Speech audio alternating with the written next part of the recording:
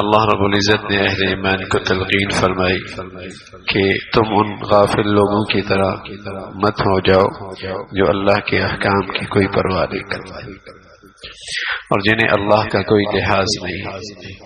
تم اللہ تعالیٰ کا لحاظ رکھو گے، یعنی اس کے احکامات کا لحاظ رکھو گے، اللہ تعالیٰ تمہارا لحاظ رکھے اور اللہ تعالیٰ تمہاری رعایت کرے۔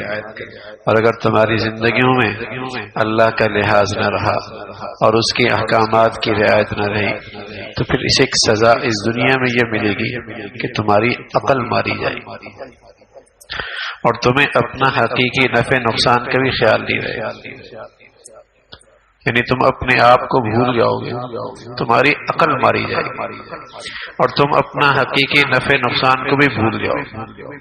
گناہ کا سب سے پہلی سزا اور سب سے پہلا نقصان آدمی کی عقل پہ ہوتا ہے، اس کی عقل خراب ہو جاتی ہے۔ بظاہر وہ دنیا کے بہت بڑے بڑے پہاڑ سر کر لیتا ہے اور اہداف پورے کر لیتا ہے، لیکن اسے اللہ سمجھ میں نہیں آتی اور اس کی قدرت سمجھ میں نہیں آتی اور اس کی معرفت نصیب نہیں ہوتی اور اس کا تعارف نصیب نہیں ہوتا اور اس کی شان سمجھ میں نہیں آتی۔ اللہ کی قدرت میں جسے کہیں کہ بہت ریسرچ کرتا ہے اور تحقیق کرتا ہے اور اس میں بڑے بڑے اہداف پا لیتا ہے، اور جس ذات نے وہ ساری مخلوق پیدا کی وہ سمجھ میں نہیں آتی، تو یہ اس شرک کی سزا ہوتی ہے اور اس کفر کی سزا ہوتی ہے اور اس نافرمانی کی سزا ہوتی ہے کہ اس کی عقل اس طرف چلتی ہی نہیں۔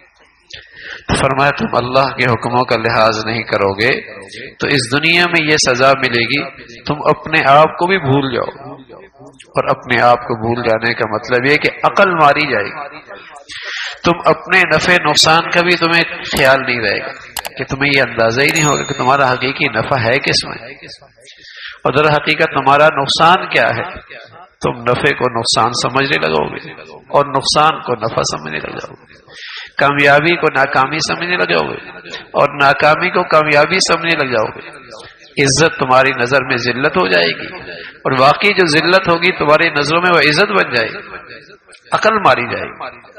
یہ سزا ملتی ہے جب آدمی اللہ کے حکموں کا لحاظ نہیں کرتا اور جب اللہ رب العزت تقوی نصیب فرما دے، پرہیزگاری نصیب فرما دے، زندگی کے ہر حصے میں اللہ کا لحاظ نصیب ہو جائے تو اللہ روشن خیال بنا دے، روشن خیال بنا دے اور اس کی عقل کو منور فرما دیتے اور اسے اللہ رب العزت بصارت کے ساتھ ساتھ بصیرت بھی نصیب فرما دیتے۔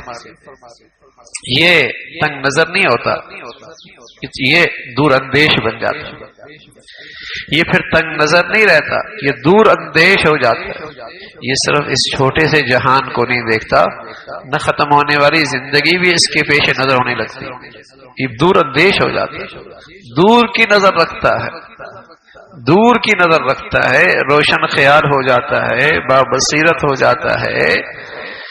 یہ صرف سر کی آنکھیں نہیں رکھتا، اللہ رب العزت اسے دل کی آنکھیں بھی اور سمجھ بھی نصیب فرما دیتے ہیں تقوی کی بدولت۔ تقوی میں یہ طاقت موجود ہے۔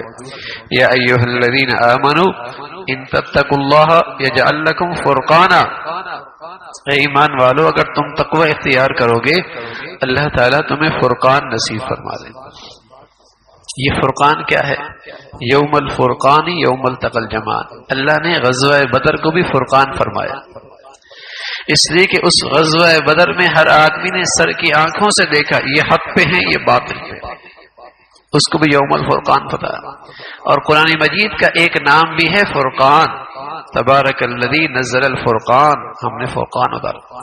فرمایا جو مسلمان جو ایمان والا تقوی اختیار کرتا ہے اللہ اس کے دل میں فرقان پیدا کر دیتے ہیں، یعنی وہ روشنی وہ نور عطا فرما دیتے ہیں جس سے اسے صحیح غلط کی تمیز ہونے لگتی ہے، حق سچ کا پتہ ہونے لگتا ہے، سنت اور بدعت میں فرق کرنے لگتا ہے، کامیابی اور ناکامی کی صحیح کسوٹی اس کے ہاتھ میں آ جاتی ہے۔ کامیابی اور ناکامی کی صحیح کسوٹی اس کے ہاتھ میں آ جاتی ہے. جیسے قرآن، اس سے حق سچ کا پتہ لگتا ہے. غزوہ بدر، جس سے حق سچ کا پتہ لگا. ایسی فرمایا ان تتقوا اللہ یجعل لکم فرقانا، اگر تم متقی بن گئے اور تقوی شعار ہو گئے اور تمہاری زندگی میں پرہیزگاری آ گئی، تمہیں فرقان ملے گا. وہ روشنی ملے گی جس کی بدولت تمہارے سامنے صحیح غلط کی کسوٹی آ جائے گی. حق والے اور اہل باطل، اس کی تمہیں تمیز ہونے لگے گی. ورنہ تو ایسی ظلمت آئے گی گناہوں کے نحوست سے، اور ایسا اندر سیاہ ہو جائے گا اور عقل ایسی ماری جائے گی کہ نہ حق کو تم حق والے کہو گے اور اہل باطل کو تم حق والے کہو گے، اور حق اور سچ والوں کو تمہاری نظر میں وہ باطل ہو جائیں گے، اور تمہاری نظر میں سنت نہیں بدعتی زندگی کامیابی بن جائے گی، اور تم کھلے شرک میں مبتلا ہو جاؤ گے، اسی کو تم عقیدہ سمجھو گے، گناہوں کی نحوست.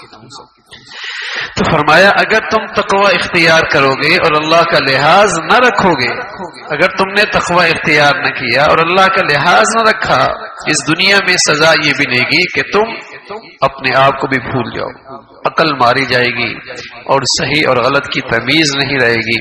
فرمایا یہی وہ لوگ ہیں جو واقعی نافرمان، جنہیں اللہ کا لحاظ نہیں، اللہ کا خیال نہیں. برادری کا لحاظ ہوتا ہے اور سوسائٹی کا لحاظ ہوتا ہے، اپنے اور پراؤں کا لحاظ کرتا ہے، لیکن اگر اس کی زندگی میں لحاظ نہیں تو اس مالک حقیقی کا نہیں.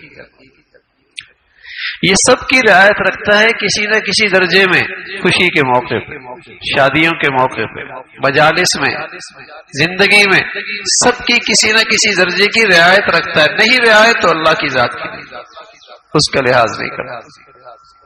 فرمایا یہ نافرمان ہیں، اور یہ لحاظ رکھنا کہ اہل جنت اور جہنم برابر نہیں ہو سکتی. دونوں کا معاملہ اور مرتبہ اور مقام ایک جیسا نہیں ہے، اور اللہ کا معاملہ دونوں کے ساتھ یکساں اور ایک جیسا سلوک نہیں ہوگا. جنت والے تو کامیاب لوگ ہیں، جنت والے تو کامیاب لوگ ہیں، اور واقعی حقیقی کامیابی انہیں نصیب ہے. اللہ رب العزت ہمیشہ ایمان کی حقیقت نصیب فرما دے، تقوی نصیب فرما دے، اور اللہ رب العزت عقل نصیب فرمائے، بصیرت نصیب فرمائے. اللہ عمل کی توفیق نصیب فرمائے.